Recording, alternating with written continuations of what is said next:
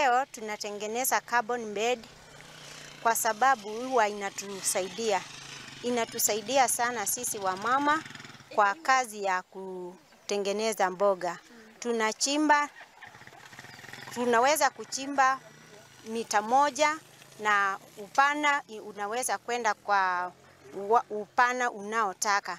Na tunapoichimba tunaweka dry matters chini na tunaongeza mchanga, tunachanganya na manure na tunaweka juu na tunachukua green matters tunaweka juu ya hiyo. Hii kilimo ni mzuri sana juu hatutumii pesa zetu kwa mfuko sana.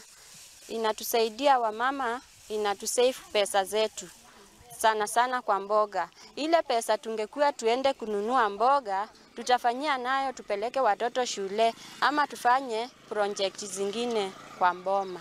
Technology carbon bed najua ndio ina act kama kitchen garden. Na hiyo kitchen garden inazuia wamama time zile anaweza fanya kazi nyingine badala ya kwenda sokoni. Number 2, ina save the situation at home.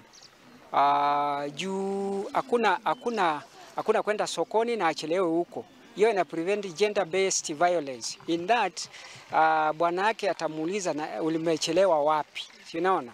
Kwa hivyo hiyo itazuia kutokuaminiana kati ya bwana na bibi kwa sababu atakuweko na readily available vegetables within the home compound. Hii carbon bed ni inafaa kwa area kama hii yetu ambapo tuko na kiangazi kwa muda mrefu wa mwaka. Hii carbon bed inaweza for over 3 years ukisha kuwa umeitengeneza.